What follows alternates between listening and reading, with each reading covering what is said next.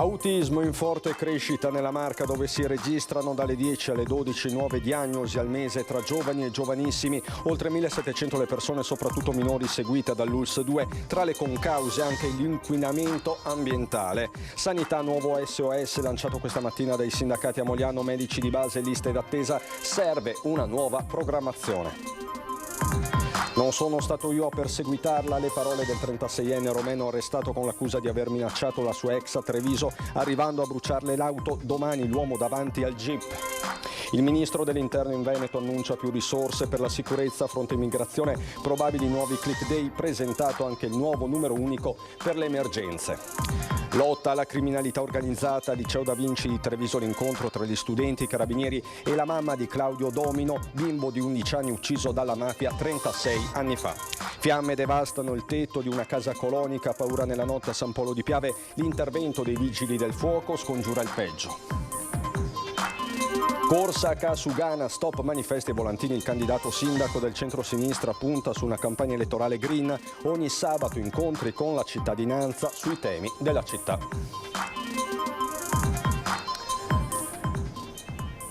Bentrovati, buonasera telespettatrici, telespettatori di Antenna 3. In primo piano per questa edizione trevigiana dei nostri telegiornali temi della sanità, con un fenomeno in preoccupante crescita, quello dell'autismo. Nella Marca si registrano dalle 10 alle 12 nuove diagnosi al mese, oltre 1.700 le persone, soprattutto minori, che sono seguite dall'ULSS 2. I dati sono stati resi noti oggi alla presentazione di una iniziativa in vista della giornata mondiale della consapevolezza sull'autismo il prossimo 2 aprile. Tra le concause anche l'inquinamento. Ad oggi abbiamo 1.255 minori e 455 persone adulte con autismo. Sono oltre 1.700 nella Marca le persone che hanno ricevuto una diagnosi di autismo e sono in trattamento presso l'ULSS 2, un numero in forte crescita. Ogni mese in provincia di Treviso vengono diagnosticati dai 10 ai 12 nuovi casi. Significativi i numeri del centro Samarotto, che assieme ai servizi dell'età evolutiva segue questi pazienti. Dai 60 casi del 2015 ai 300 casi in carico di oggi. Questo per darvi solamente un'idea di come sta aumentando l'autismo. Come si spiega un tale incremento? Ci sono molti sottotipi di autismo e la causa ben chiara non è ancora stata definita, precisa la dottoressa Basso. C'è una predisposizione genetica, ma anche altri fattori che sono concause nello sviluppare diverse forme di autismo. L'affinatezza della diagnosi porta ad aver avuto un aumento di quella che è la casistica, ovviamente. Allo stesso tempo però quello che è i cambiamenti ambientali che abbiamo, l'inquinamento, l'età stessa dei genitori porta ad un aumento dell'insorgenza dell'autismo. Secondo l'Osservatorio Nazionale, l'autismo si manifesta in un bambino ogni 77 nella fascia d'età 7-8 anni e ciò ha un impatto significativo anche sulla scuola. 492 i bambini e ragazzi seguiti nelle scuole trevigiane. Il sistema scolastico si è attrezzato con corsi di formazione per gli insegnanti ed uno sportello autismo dedicato, ma ci sono anche delle difficoltà. Abbiamo purtroppo un gran numero di docenti precari, per cui può capitare che anche quando si trovano docenti che si sono formati, che hanno fatto esperienza, magari l'anno dopo si trovano a dover cambiare scuola. Assieme a quella di Verona, l'ULSS 2 di Treviso è stata indicata come centro regionale per l'autismo, simbolicamente collocato all'Istituto GRIS di Mogliano. Un centro dove c'è la presa in carico del ragazzo, c'è il suo inserimento all'interno delle comunità, c'è la valutazione fatta anche in aiuto con la nostra famiglia e poi anche l'inserimento, diciamo, in laboratori che sono di pittura, di scultura oppure per fare i dolci. Quindi in qualche modo si cerca di creare una rete importante anche con le famiglie. Sanità sempre in primo piano, un nuovo SOS è stato lanciato questa mattina dai sindacati da Mogliano Veneto, sul tavolo le liste d'attesa ma anche la carenza ormai cronica, per certi versi drammatica, dei medici di base. Noi abbiamo un grosso problema con i medici di base che mancano, sono pochi, non fanno il filtro, si scarica tutto sul pronto soccorso e questa è la più grave necessità alla quale bisogna dare le risposte. La carenza resta cronica in Veneto così come in provincia di Treviso, dove a fine 2022, secondo i dati più recenti dello SPCGL, mancavano all'appello 77 medici di medicina generale. Questo significa circa 115.000 trevigiani senza un'adeguata copertura, 200 i dottori di famiglia persi in un decennio nella Marca, 1 migliaio nel Veneto, con ULSS e Regione che stanno da tempo correndo ai ripari. A Treviso, per esempio, si continua con la ricerca di incarichi provvisori e l'ampliamento volontario del massimale di assistiti da 1.500 a 1.800, numeri e prospettive passate in rassegna a Mogliano da CGIL e CISL-UIL, che hanno lanciato un nuovo SOS generale che riguarda inevitabilmente le liste d'attesa, la salute mentale e una popolazione che invecchia. Sta crescendo nell'ultimo anno il numero di segnalazioni, di problematiche riguardo il tema del funzionamento della sanità in Veneto. La pandemia ha lasciato uno strascico importante che ha bisogno di un nuovo paradigma per essere affrontato. Il tema demografico porta al fatto che nella nostra regione, più anche di altre, le persone stanno invecchiando, c'è un ulteriore bisogno di sanità e anche di assistenza. E se i sindacati chiedono alla Regione una nuova stagione programmatoria, Venezia manda un messaggio chiaro a Roma in materia di trasferimento delle risorse. È chiaro che il post-Covid ci fotografa una sanità in difficoltà, una sanità che ha bisogno di finanziamenti, da qui la richiesta forte a livello nazionale di non definanziare il fondo nazionale ma di continuare a incrementare il fondo nazionale, e poi con interventi puntuali che sono sicuramente quelli legati al PNRR e al potenziamento della parte territoriale, che deve fare da collante rispetto alla parte ospedaliera. La cronaca, ieri l'arresto per stalking di un 36enne romeno accusato di aver perseguitato l'ex compagna per tanti mesi, minacciata di morte anche con la figlioletta di pochi anni, un vero e proprio incubo. Nelle prossime ore l'uomo sosterrà l'interrogatorio di garanzia a Treviso. Per il momento però nega ogni addebito. Il mio assistito nega ogni addebito, lui si proclama non colpevole, innocente, quindi in relazione ai fatti contestatigli. Nega ogni addebito Daniel Ionut Neculae, il rumeno 36enne arrestato dalla squadra mobile con l'accusa di aver perseguitato per oltre un anno una connazionale, appostamenti e minacce di morte rivolte anche alla figlioletta di quest'ultima, mesi di terrore che la stessa donna aveva raccontato ai nostri microfoni. Nelle prossime ore il 36enne avrà un duplice appuntamento con la giustizia. Prima si presenterà di fronte al giudice per l'interrogatorio di garanzia a Treviso, mentre nel pomeriggio è atteso in Corte d'Appello a Venezia per decidere sull'estradizione nel suo paese, dove risulta condannato in via definitiva a 8 anni per reati contro il patrimonio. L'avvocato Giovanna De Rosa lo ha incontrato nel pomeriggio in carcere. Si dichiara ancora innamorato della stessa, pur ciò nonostante non assolutamente nega di averla perseguitata o di averla minacciata. Sarebbe stato molto felice di tornarci assieme perché si sono lasciati da alcuni mesi, ma non sicuramente con delle minacce, con delle persecuzioni. Neculae dice anche di non c'entrare nulla nemmeno con l'incendio appiccato all'auto della donna nel febbraio scorso. Per la difesa non ci sono elementi per sostenere la sua effettiva pericolosità. La linea è quella di chiedere almeno una misura meno afflittiva, visto che lui è in custodia in carcere, e quindi mi sto adoperando nel cercare un posto dove poter chiedere i domiciliari, anche perché lui conviveva con la signora, quindi fino a qualche mese fa viveva insieme a lei. Il nodo a questo punto dovrà essere sciolto dal GIP di Treviso. Intanto oggi di sicurezza e ordine pubblico si è parlato a Venezia, dove è arrivato il ministro all'interno Matteo Piantedosi, che ha incontrato prima le forze dell'ordine, poi il presidente della regione Luca Zaia. Si è parlato di sicurezza urbana e il ministro ha garantito nuove risorse, nuovi uomini, donne per il Veneto.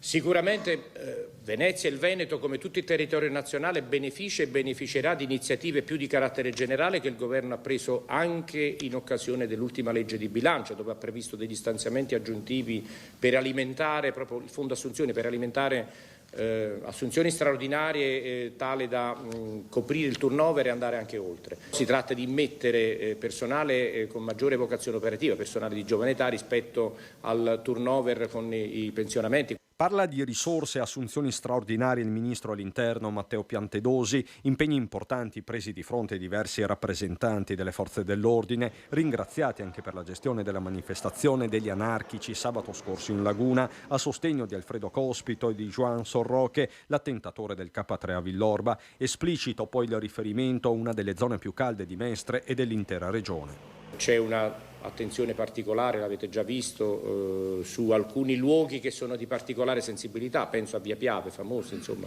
Inevitabile parlare di migranti in settimane caldissime sul fronte degli sbarchi, con Piantedosi che da Palazzo Balbi ribadisce la linea dell'esecutivo.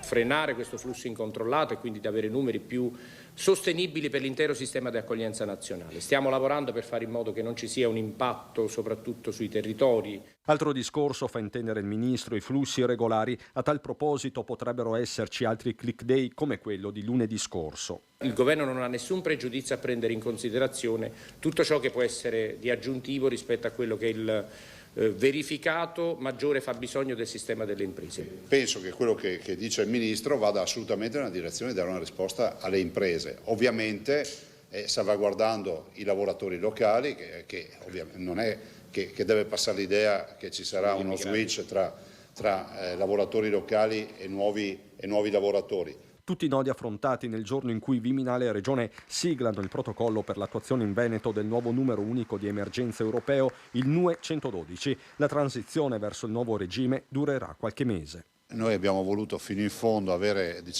una progettualità come un abito sartoriale, visto e considerato che noi portiamo in eredità un 118 che è un fiore all'occhiello a livello internazionale e dobbiamo essere efficienti come prima.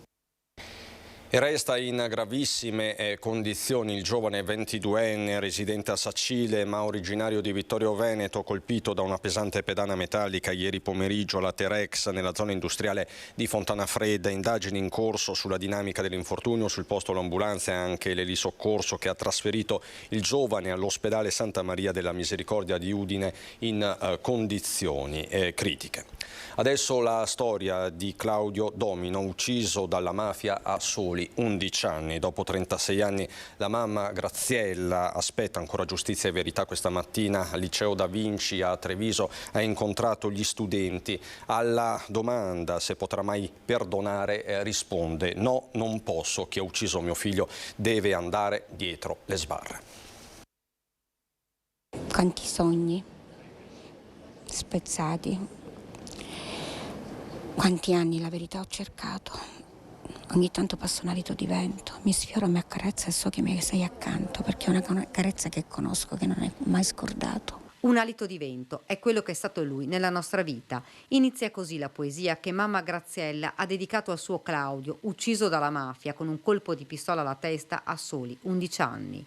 Forse testimone scomodo di un delitto, oppure un omicidio legato ad un appalto delle pulizie dell'aula bunker dove si stava svolgendo il maxi processo di Palermo.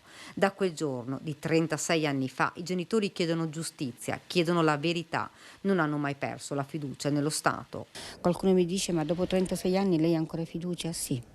Io ho fiducia in quella parte di Stato onesta che può dare giustizia a mio figlio e quindi non levatemi almeno quella speranza, perché altrimenti sarei morta 36 anni fa. Graziella Accetta racconta agli studenti del liceo Da Vinci la sua storia, quella storia che le ha strappato il cuore, che le ha stravolto la vita per sempre. È dura vedere il proprio figlio a terra, sarà pieno di vita, che non è ammalato, non ha mai avuto nulla. Da un momento all'altro ti stravolge tutta la vita, vedere la tua carne e non poter fare nulla è la cosa più dolorosa e angosciosa che possa esistere al mondo. Lei ha scelto di combattere contro chi ha armato la mano dell'assassino e che le ha tolto il bene più prezioso, Claudio, mentre stava tornando a casa. Lo fa con la forza delle parole, con il coraggio di continuare a vivere ogni giorno e trasmettendo ai giovani quei valori in cui crede ciecamente. Al termine dell'incontro ha chiesto agli studenti chi si sarebbe vendicato per la morte di un proprio caro. molte le mani alzate. Io faccio ormai quasi sempre questa domanda per vedere anche i ragazzi come ragionano, come la pensano, e quando alzano la mano è come dirmi: ah, tu non hai vendicato tuo figlio, ma la vera vendetta è vederli dietro una sbarra, non ucciderli. Storie personali, storie di famiglia, ma fenomeno collettivo, quello della mafia. Con i ragazzi del Da Vinci ne ha parlato anche il comandante provinciale dei Carabinieri di Treviso. Sguardi attenti, occhi fissi davanti al palco. Gli studenti del liceo Da Vinci ascoltano le parole del colonnello Massimo Ribaudo, comandante provinciale dei Carabinieri di Treviso, per anni in servizio in quelle città dove di mafia non si parla ma la si combatte quotidianamente. Testimone in molti processi di delitti mafiosi, parla con gli studenti di quel male da estirpare. Torno sempre con piacere, l'ho fatto per tanti anni nel mio percorso professionale, di parlare ai ragazzi del liceo, e tornare dopo qualche anno in questa esperienza mi ha regalato grande emozione. Poi ho potuto anche unire la mia esperienza professionale e anche le mie origini geografiche, quindi il mio percorso di emozioni, anche i motivi stessi mi hanno portato a fare questa scelta di vita, e poterli condividere con i ragazzi è stato un momento davvero emozionante. Le parole di mamma Graziella hanno lasciato un segno profondo nel cuore di tutti, e sulle possibili infiltrazioni mafiose nella Marca il comandante risponde senza esitazione. Vi sono allo stato evidenze giudiziarie, però ci tengo a dire che c'è un'attenzione da parte di tutti, a partire dalla prefettura di Treviso, dalla direzione di Stato antimafia di Venezia. C'è grande attenzione perché si è perfettamente consapevoli che le mafie non hanno vincoli geografici e che quindi una provincia ricca con attività imprenditoriale come quella di Treviso può essere ovviamente oggetto di infiltrazioni. Il comandante si è rivolto poi ai giovani perché loro sono il futuro. Il messaggio è quello di fidarsi, è quello di essere artefici del proprio futuro, quindi di sentirsi liberi, e l'ho raccontato in più volte, lo dico in tutte le circostanze in cui mi viene consentito di farlo. La sicurezza è all'origine di ogni esercizio della libertà. Un incontro, questo, voluto da una studentessa, Martina, colmo di emozioni. Sicuramente il clima che c'era in sala è stata la testimonianza forse migliore dell'attenzione e della partecipazione con cui hanno vissuto, sia la testimonianza della mamma di Claudio, sia la presenza e la testimonianza del comandante Ribaudo, quindi è stata una sorpresa ulteriore. Ecco. Io spero che questo incontro sia servito proprio, spero che con questo incontro tutti noi giovani abbiamo preso più coscienza, diciamo, della nostra vita, e veramente in futuro possiamo dire tutti di no alla mafia e cercare, insomma, di avere un mondo migliore.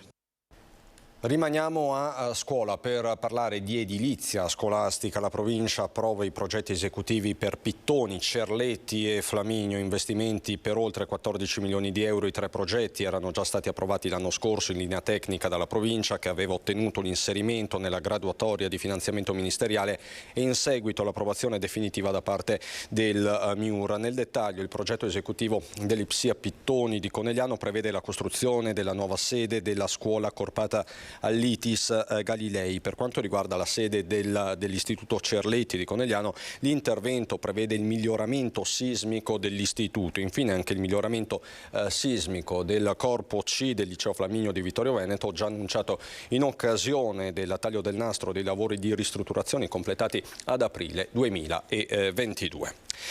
Sempre per la cronaca, ieri sera i vigili del fuoco sono intervenuti in via Baruchella a San Polo di Piave per l'incendio di un tetto di un'abitazione di 3 piani. Nessuna persona è rimasta ferita. I pompieri accorsi da Conegliano e Treviso sono intervenuti sul posto con 2 autopompe, l'autoscale e 12 operatori hanno circoscritto le fiamme che hanno riguardato una parte della copertura del tetto in legno.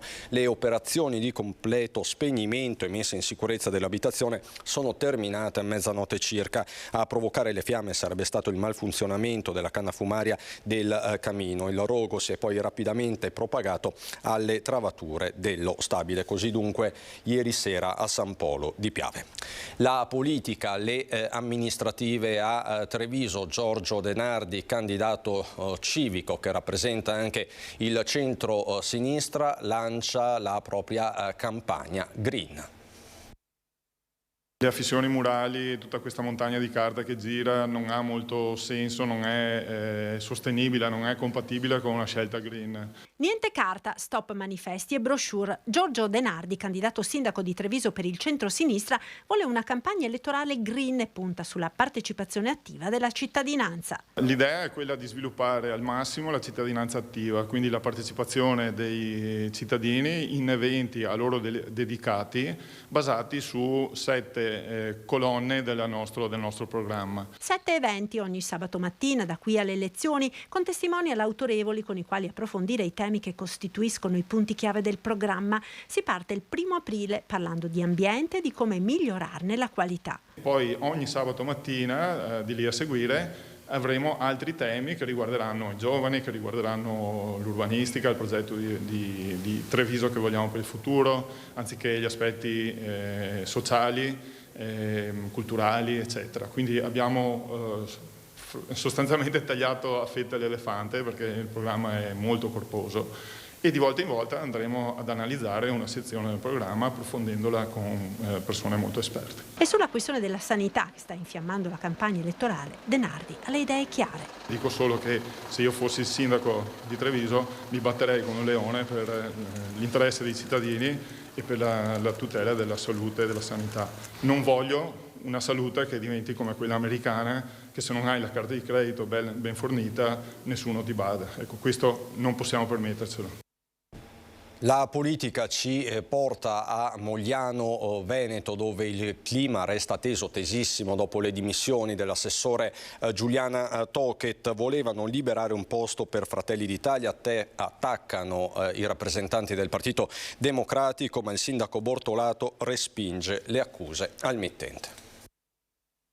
Non c'è stata alcuna costrizione, ha visionato, corretto e firmato le sue dimissioni. Poi nel weekend probabilmente ha cambiato idea e lunedì ha addossato su di me le colpe. In risposta alle accuse del Partito Democratico moglianese, il sindaco Bortolato sostiene che la Tocchet non avesse più l'appoggio della maggioranza e che già 2 mesi fa avesse deciso di uscire dalla lista civica e di fatto dall'amministrazione. Io non ho nessuna colpa.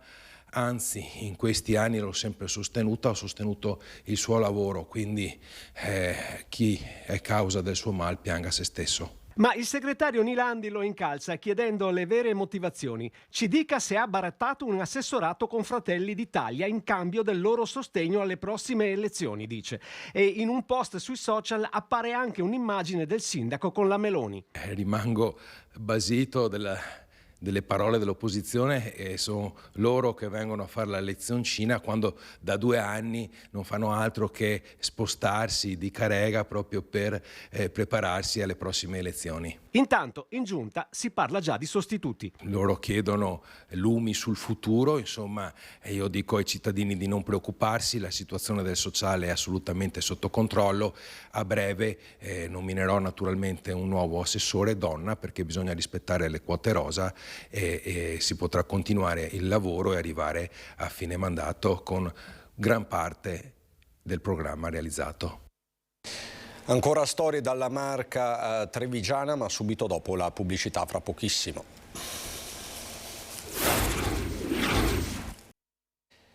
Di nuovo in diretta per andare a Castelfranco Veneto e parlare di una figura professionale poco conosciuta ma sempre più richiesta, quella delle estetiste oncologiche.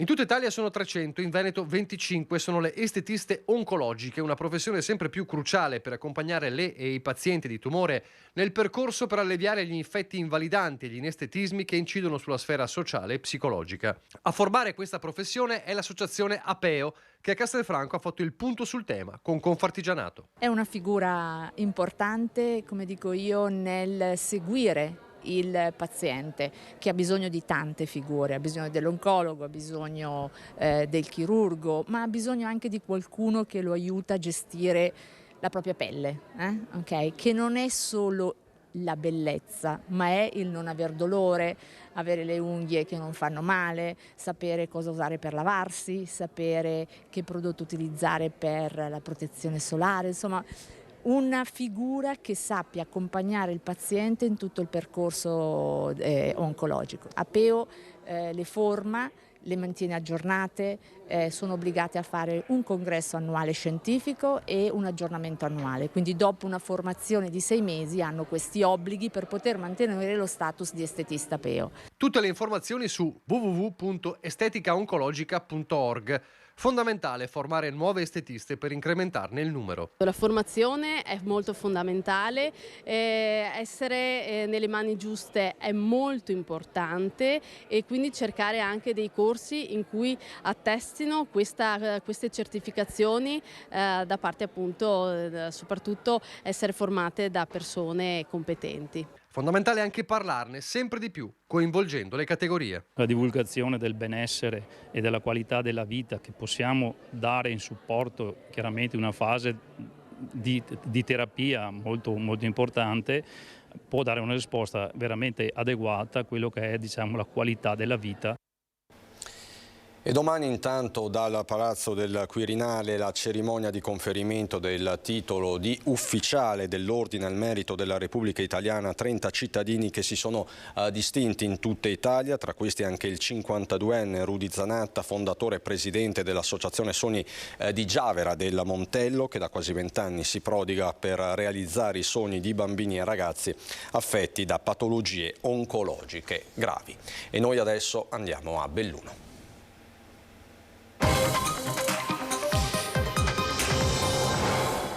Lo scontento degli esercenti del bar del centro, i commenti dei cittadini che osservano il declino del capoluogo, la questione Plateatici riporta al centro la discussione, la visione del futuro del cuore della città, un tempo luogo privilegiato della socialità. Questa sera la parola ai consiglieri comunali di maggioranza e opposizione.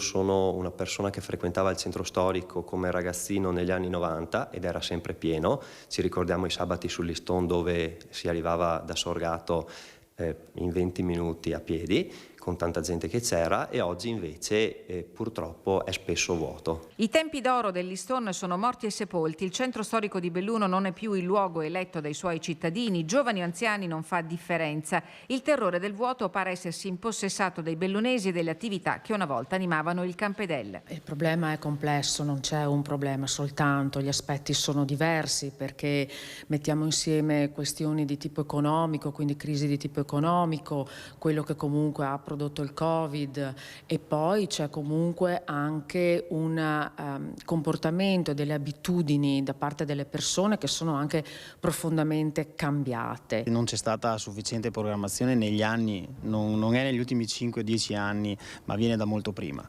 C'è da intervenire subito. Adesso la questione che è più urgente è quella di dare un po' di continuità a quelli che sono i baristi, che si vedono un po' dalla sera alla mattina in una tempistica di 15 giorni, si vedono rivedere tutte quelle concessioni per i tavolini esterni alla loro attività. La guerra degli esercenti per i plateatici, solo la punta di un iceberg che ad avvio della bella stagione rischia di diventare un boomerang. Bisogna tornare a investire in centro storico e bisogna farlo credendoci. L'amministrazione comunale ha iniziato da ciò che c'è, dalla Fontana dei Giardini, nell'ottica di ampliare l'offerta turistica. Basterà? Deve essere di nuovo un centro storico che guarda al turismo, ma che abbia un occhio anche per i residenti, in particolare per le coppie giovani. Per questo dovremo interagire con gli opportuni enti che si interessano alla questione anche per il discorso abitativo e per portare di nuovo i nostri giovani e le nostre coppie in centro. Bisogna ripartire però da tutta una serie di attività culturali e di manifestazioni tali per cui le persone arrivino in centro, perché quando queste cose sono state fatte le persone hanno risposto. Negli anni si era deciso che per esempio Feltre poteva diventare il polo universitario, mentre Belluno doveva essere la città dei servizi. Oggi vediamo che però è in difficoltà quella che a Belluno è la più grande azienda, e cioè l'ospedale. L'ospedale manca sempre di più delle sue professionalità. La gente se ne va e non torna più. Insomma, il dibattito è aperto, è di nuovo aperto, verrebbe da dire. Intanto si scaldano i motori per un weekend che si preannuncia rovente sulle strade interessate dal passaggio dei bolidi in gara per il 37esimo rally bellunese. Superata la soglia delle iscrizioni considerate vitali per la buona riuscita della manifestazione, gli organizzatori della Tre Cime Promotor hanno già avviato le ricognizioni lungo il percorso di gara, mentre le verifiche sportive e tecniche sono in programma. Sabato 81 equipaggi in gara, 8 prove speciali, partenza e arrivo a Mel di Borgo Valbelluna. Per gli spettatori saranno distribuiti volantini con le raccomandazioni principali per assistere allo spettacolo in tutta sicurezza. La gestione della rete stradale provinciale deve rimanere unitaria senza soluzione di continuità rispetto a quanto avvenuto fino ad oggi. Lo ha affermato il presidente della provincia di Belluno partecipando all'incontro con i lavoratori di Veneto Strade che si è svolto a Villa Pat. Al centro della riunione la questione della riclassificazione delle strade passate sotto il cappello dell'ANAS, che ha causato perplessità e preoccupazione fra i lavoratori. Provincia e Regione hanno ribadito la necessità di far entrare ANAS in Veneto Strade, rimasta ancora sub iudice per questioni di natura giuridica. Nel frattempo è stata siglata una convenzione per consentire a Veneto Strade di portare a termine entro il 31 dicembre 2024 la gestione e ad ANAS di versare le risorse per la manutenzione dei chilometri tornati sotto proprietà statale. Per noi, afferma Roberto Padrin, vale quanto scritto nella convenzione. L'accordo Regione-ANAS è un modo per dare continuità a Veneto Strade, cioè lavoro e operatività, e a salvaguardare da una parte la sicurezza e la transitabilità delle strade, dall'altro a mantenere i posti di lavoro. Così dunque il presidente della provincia Padrin. L'efficientamento energetico è e rimane una priorità, però intanto a Feltre di notte si riaccendono i lampioni, le bollette scendono e il risultato è immediato. 3 ore di luce in più nelle notti feltrine. Lampioni riaccesi dalle 23 alle 2 grazie alla diminuzione dei costi dell'energia elettrica, così come è emerso dalle ultime fatture pervenute all'amministrazione comunale. Questa chiusura notturna ci consente comunque un risparmio anno di 30.000 euro che può tamponare eventuali sbalzi nel costo dell'energia elettrica, perché ancora non siamo in una situazione di stabilità.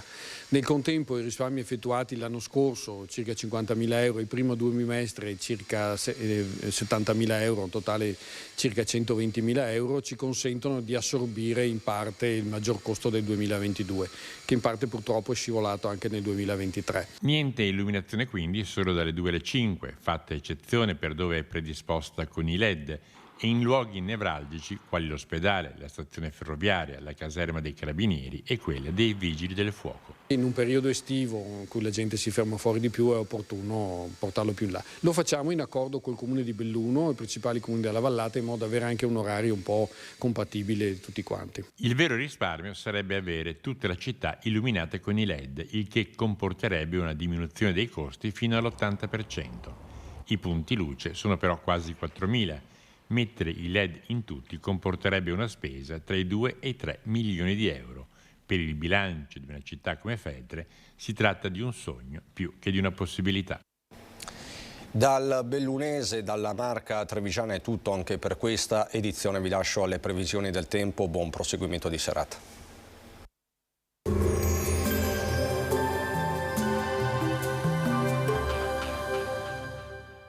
Entra nel mondo Lolato. Da oltre 40 anni un team di professionisti per migliorare la qualità della tua vita. Centro del piede con servizi di podologia. Laboratorio per la produzione di plantari e calzature su misura. Bentrovati al meteo. Anticiclone disturbato dal passaggio di alcune perturbazioni atlantiche. Tempo in peggioramento sul nostro territorio. Il dettaglio di venerdì 31 marzo. Sul Veneto in pianura avremo un'alternanza di nuvole e rasserenamenti, sui monti più nuvoloso. Ci saranno delle precipitazioni più probabilmente nel corso del pomeriggio e a carattere sparso, fenomeni in esaurimento entro sera. Temperature stazionarie minime tra 5 e 10 gradi, massime invece comprese tra i 12 e i 18 all'incirca. Ci spostiamo ora sul Friuli Venezia Giulia. Cielo in prevalenza nuvoloso con piogge sparse, in genere deboli su pianura e costa, più moderate invece sulla zona montana e anche abbondanti sulle prealpi. Temperature minime sugli 8-12 gradi, massime sui 13-16 gradi all'incirca. Infine diamo uno sguardo alla situazione del Trentino Alto Adige, dove sarà piuttosto nuvoloso con rovesci alquanto diffusi durante la giornata. Temperature minime intorno ai 9 gradi, massime sui 16 gradi. Dal meteo è tutto, vi auguro un buon proseguimento in nostra compagnia.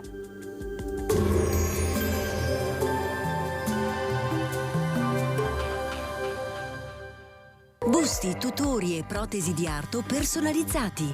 Ortopedia e sanitaria Lolato. A Treviso e Montebelluna. Lolato, soluzioni per star bene.